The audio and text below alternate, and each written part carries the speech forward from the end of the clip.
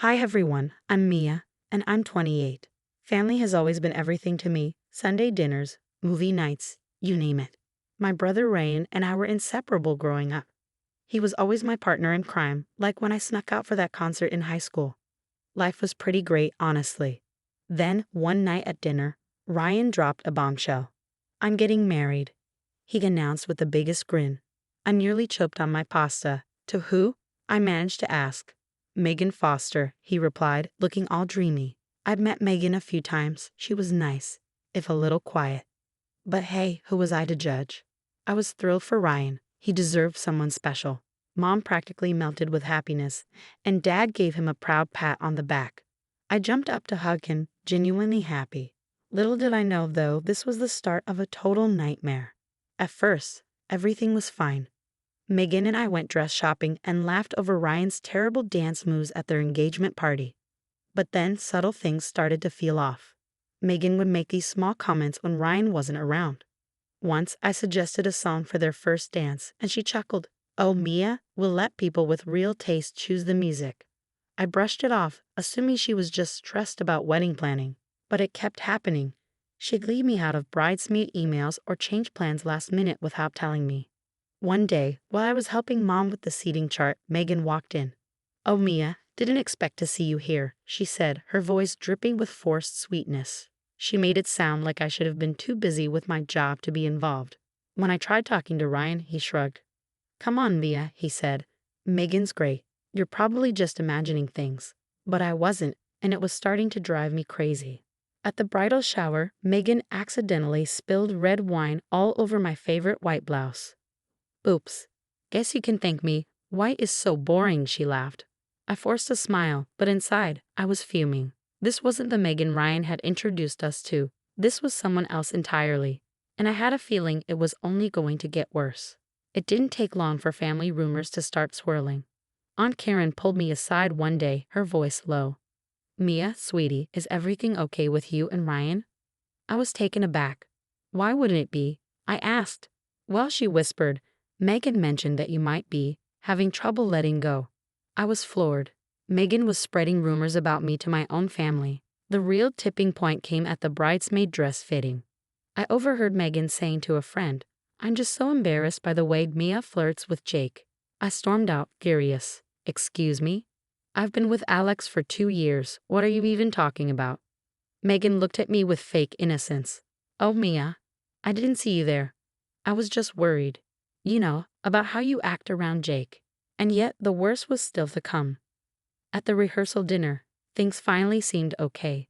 I was chatting with Jake and Alex, relaxing for the first time in days, when Megan suddenly tripped and dumped an entire glass of red wine down my dress. Everyone fell silent as I stood there, humiliated. Megan gasped dramatically, Oh my gosh, Mia, I'm so sorry. Looks like someone's had a bit too much to drink. Ryan turned to me, his face conflicted. Mia, maybe you should go home and get some rest, he said quietly. I couldn't believe it. Ryan, I've only had 1 glass of champagne all night. Megan did this on purpose. But he just shook his head. Come on, Mia, don't make a scene. I felt like I was going crazy. Couldn't anyone else see what was happening? After that disaster of a rehearsal dinner, I couldn't take it anymore. Desperate for someone to talk to, I called my cousin Lisa. Lisa, I don't know what to do. Megan's turned everyone against me, spreading rumors, sabotaging me at every turn.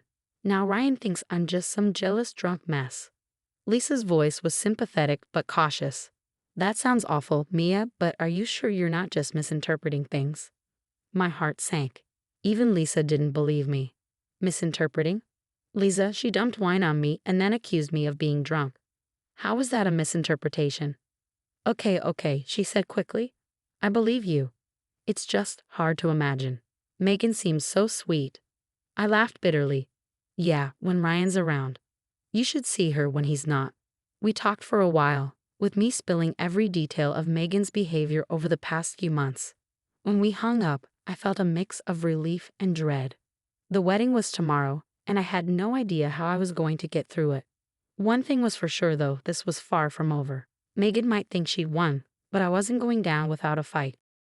The next morning, I arrived at the venue at dawn, determined to talk things out with Ryan. I spotted him near the altar, looking nervous but happy. "Hey, big bro," I said, cautiously approaching. "Need any help?" Ryan gave me a strained smile. "Hey, Mia. I think we got it covered." I felt my heart sink but pressed on. "Listen, about last night, let me explain. It's my wedding day, Mia." He cut me off. "Can we just forget about it?" I nodded, swallowing the lump in my throat. "Sure, Ryan. Whatever you want." As I turned to leave, I heard Megan's voice from the bridal suite. Curiosity got the better of me, and I crept closer to listen. "Girls, you won't believe how easy it was," Megan was saying, her voice dripping with smugness. "A few well-placed comments, a little accident with some wine, and bam. Mia's the bad guy, and Ryan's eating out of my hand." I felt like I'd been punched in the gut. One of the bridesmaids giggled. "But weren't you worried she'd figure it out?" Megan scoffed. "Please, she's so desperate for Ryan's approval she'd believe anything. By the time this wedding's over, she'll be completely out of the picture." That was it. I'd had enough. I burst into the room, fury radiating off me. "So that's your game, huh? Turning my own brother against me for what control?" Megan's eyes widened, but then narrowed. "Mia, I don't know what you think you heard, but save it. I heard every word. How could you do this to me? To Ryan?" Her face twisted into a sneer. "Oh, grow up, Mia. Did you really think you could keep Ryan all to yourself forever? He needed to cut the cord sometime." I was so angry I could barely see straight. "This isn't about keeping Ryan to myself. This is about you manipulating and lying to everyone." Just then, I heard a gasp behind me. I turned to see Ryan standing in the doorway, his face a mask of confusion and hurt. "Ryan," I started, but Megan beat me to it, rushing to his side in tears. "Oh, Ryan, thank goodness you're here." Mia just burst in and started accusing me of all these horrible things. She's trying to ruin our wedding day. I couldn't believe it. "What? No, Ryan, that's not what happened. She was bragging about how she turned you against me." Ryan looked back and forth between us, clearly overwhelmed. "Mia, what are you doing? Why are you trying to cause drama on my wedding day?" "I'm not," I protested. "Ryan, please, you have to believe me. Megan's been manipulating you this whole time." But the look in his eyes told me he didn't believe a word I was saying. Megan's crocodile tears had sealed the deal. Ryan's voice was cold as he spoke. "I think you should leave, Mia." I felt like my world was crumbling. "Ryan, please, no." He cut me off. "I can't believe you tried to steal Megan's spotlight like this. I thought you were better than that." Tears streamed down my face. "Ryan, I swear, I'm telling the truth." He shook his head, wrapping an arm around Megan. "Just go, Mia. You've done enough damage." I stumbled out of the room, barely able to see through my tears, and ran into Mom and Dad in the hallway. "Mia, honey, what's wrong?"